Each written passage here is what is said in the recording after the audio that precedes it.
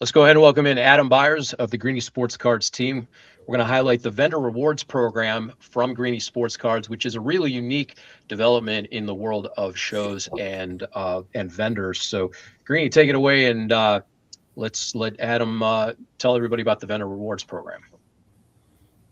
Yeah, it's something we started last year. We were trying to come up with reasons, uh, whatever that is, but we were trying to come up with some more stuff that was vendor friendly, give vendors some reasons. And, it's like anything else, rewards points, you get them with credit cards, you get them at gas. We're like, let's come up with the rewards points for vendors that participate in our shows. So Adam and I sat down, we came up with something, and I think Haley may have them. We can bring it up, and Adam will tell us a little bit about how they work and what you can use your rewards points for. Yeah. So any time you buy a table at any of our shows, you earn rewards points. For every dollar you spend, you earn 1 point. And as you can see down there at the bottom, for $100 you get $10, or 100 points you get $10 off. For 200 points you get $30 off, and 600 points you get $100 off. Since we started this in 2024, we've got over 600 different dealers that have started to collect points.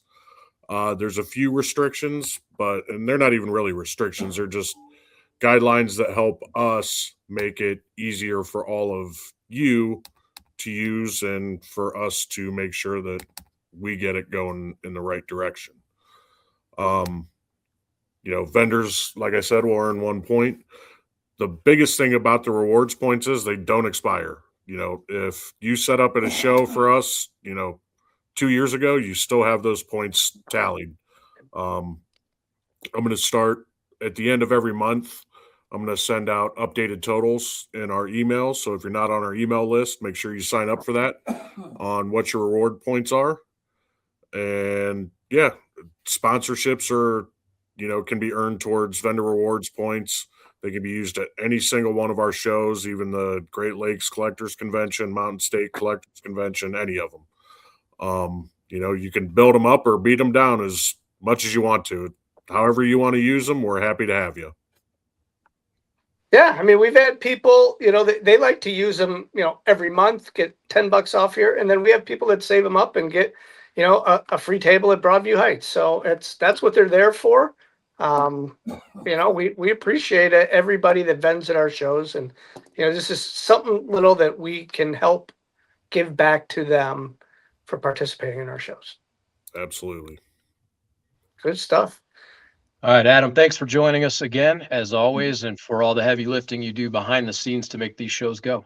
Absolutely. I'll tell you something, and Adam will tell you too. I mean, it's not we don't have a click of a button yet, so we're inputting this. Adam is inputting this by hand after every show. We have this Google spreadsheet; it keeps tallies of everything. So until we figure out that automated system, and one day we'll get there, but it's pretty tedious. But it also gets Adam to know, he knows every vendor now, right? He can look at them and yeah. So it's pretty good way for us to keep track of everybody and know who everybody is.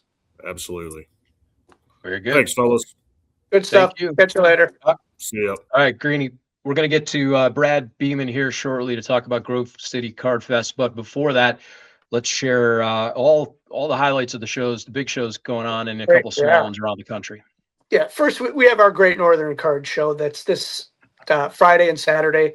Great Northern Mall hours, 11 a.m. till 8 p.m. But we're at roughly 150 tables.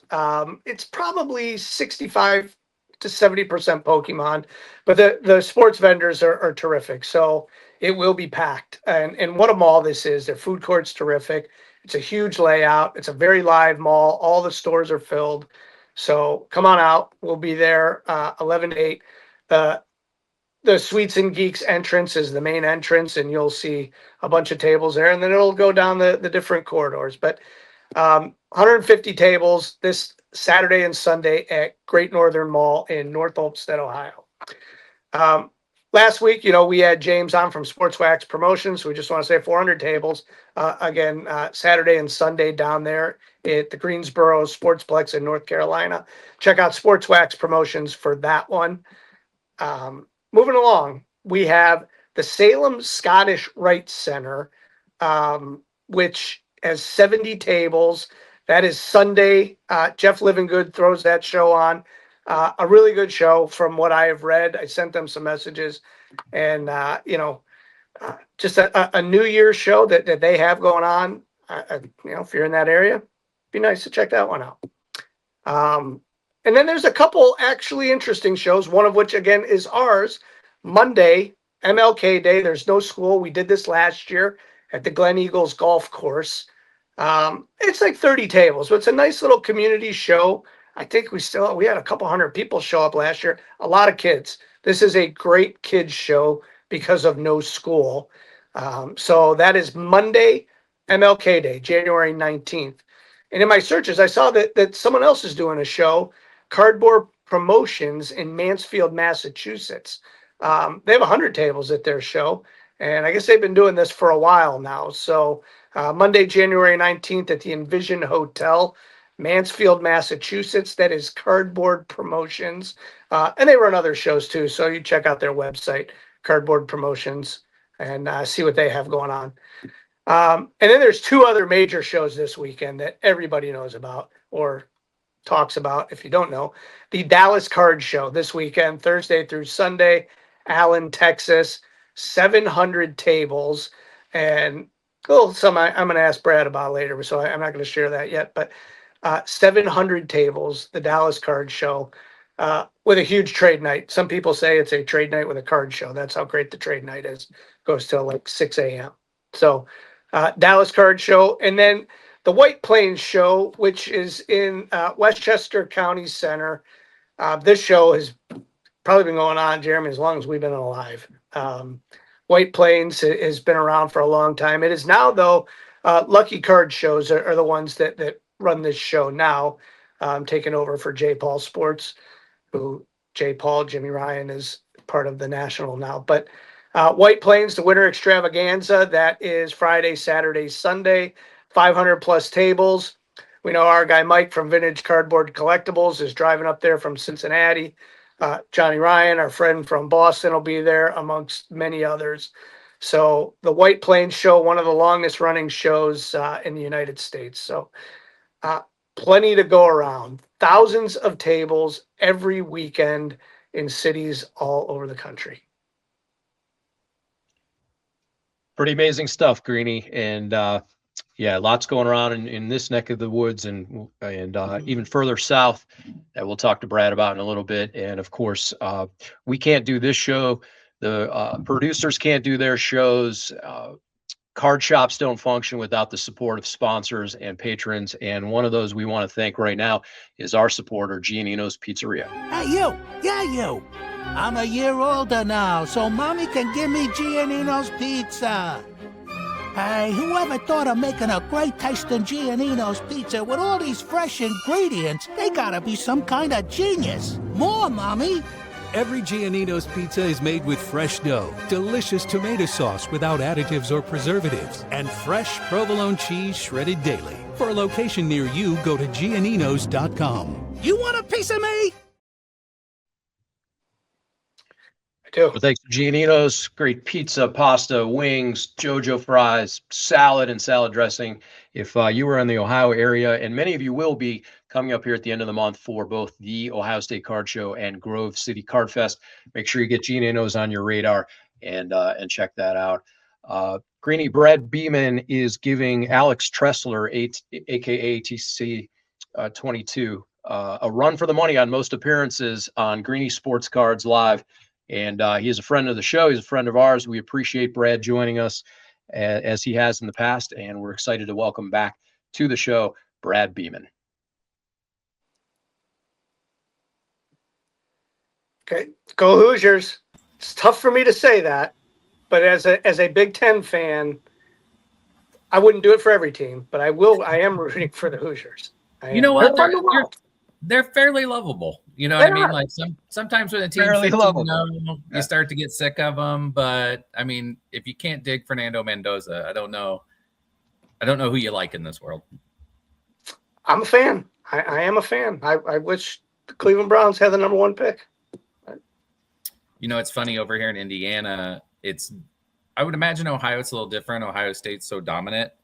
But in Indiana, it's very, very common to be an IU basketball fan and a Notre Dame football fan. Like, it's like you change sweatshirts, right? Right. So huge shout out to like guys that were diehard IU fans the whole time and sat in the empty stands, and guys like Zach Terry and Braden Hobbs and BK at the CC2 shop. Those guys, I mean, literally were kind of like day one IU fans. I grew up heart and soul in IU basketball, but I'm along for the ride. I'm unabashed, tailgating. My son's a freshman there. I'm all in on IU football right now. Yeah, great. Yeah, I can't wait to watch that game. And obviously, you know, as Buckeyes, we don't want the Hurricanes to win, right? No, of course not. No. So, So Brad, we got a huge weekend coming up down south in We the do. Columbus, in and around the Columbus area.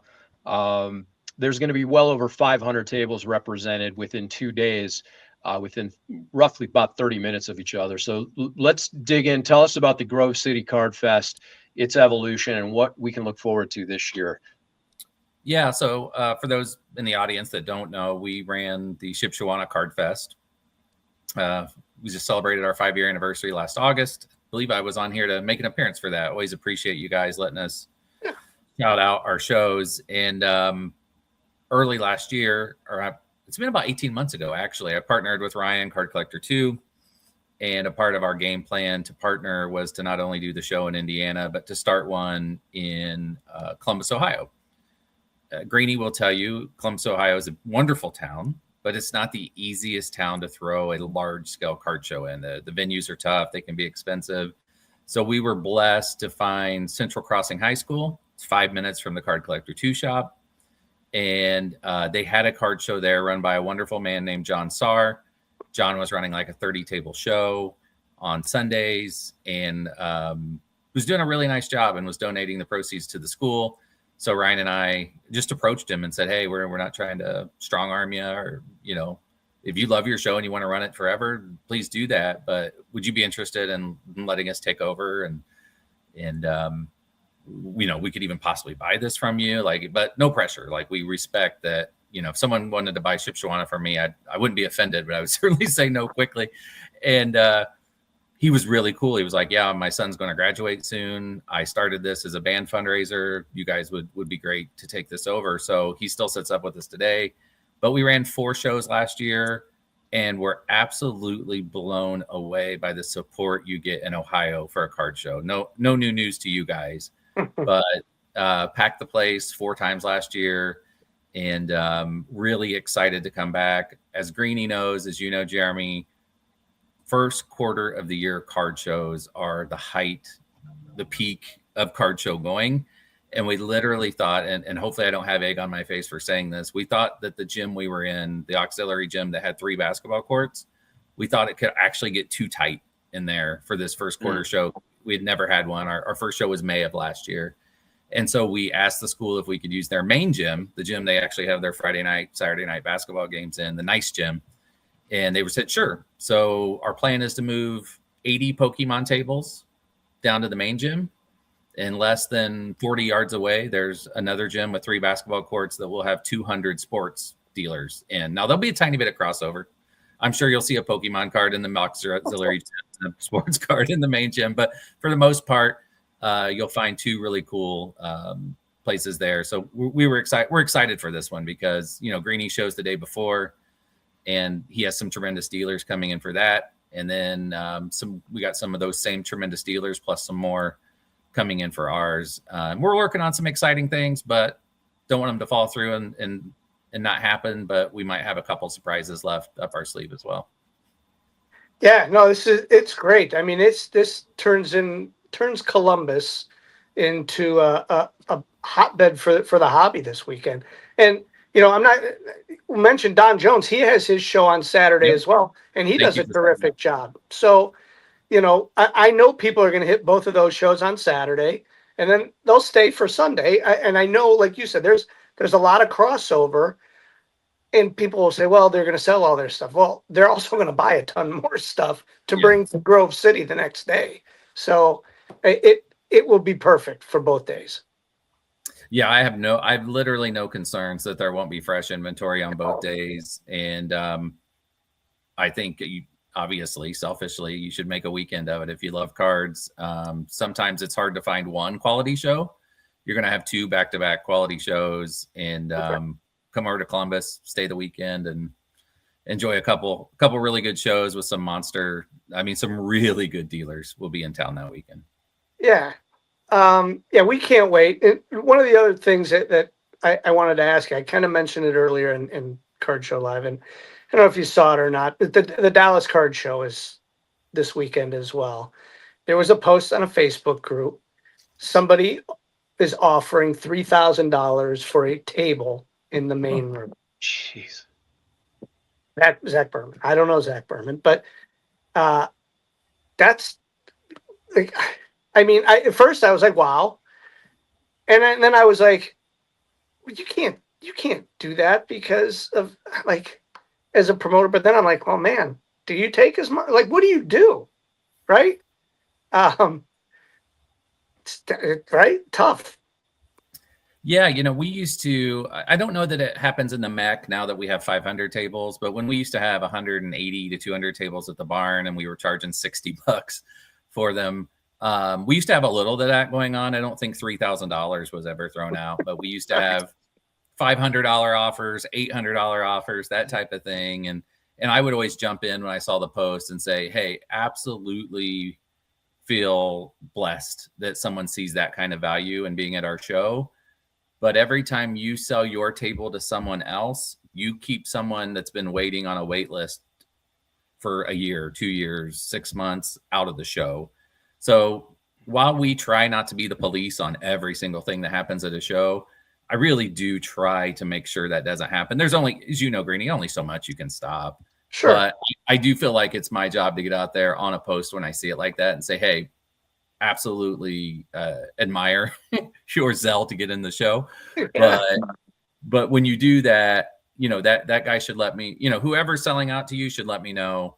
Sure. I'll get a one-time guy in there and we can get his table back to them. But it's a tough subject, I'm sure. It is. I wonder, I was processing this all day. I'm like, man, hey, do you leave like 2 tables in the front of the room open and you auction them and give half the money to a charity?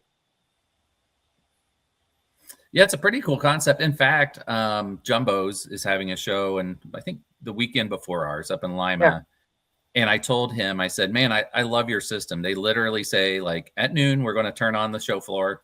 You go out there and like an airline flight, pick your tables. Yeah. And I thought once, man, that'd be interesting to do it that way. I'm so obsessive about making sure certain things happen on a show floor, like the inventory spread out and things like that, that I just can't let myself let a floor plan go like that and let people pick. But I actually thought, what if the front 4 tables just said, okay, they're going on auction at 4:00 this day or whatever. It would be interesting. Obviously, I think it would be lucrative for us as show promoters, but right. Unfortunately, all of our shows are, I shouldn't say unfortunately, I should say fortunately, we have guys that have a lot of seniority in the tables that people would want. And I just couldn't do that to them. Yeah, Brad, we cannot let this get to the point where there's a secondary market a la the concert industry or there's got to be integrity of the space. So Brad, we could talk to you all day, but we got to keep it moving here tonight. We appreciate you joining us as always. We're really looking forward to seeing you guys later this month into February 1st for the Grove City Card Fest at Central Crossing High School down there in Grove City. Thank you guys so much. I heard hobby legend Tyler Robinson's on next. He'll be a lot more insightful than I will. So good. Get on to Tyler. Cool. Brad, thanks. We'll see you soon. See you guys. Yeah. What a weekend in Columbus.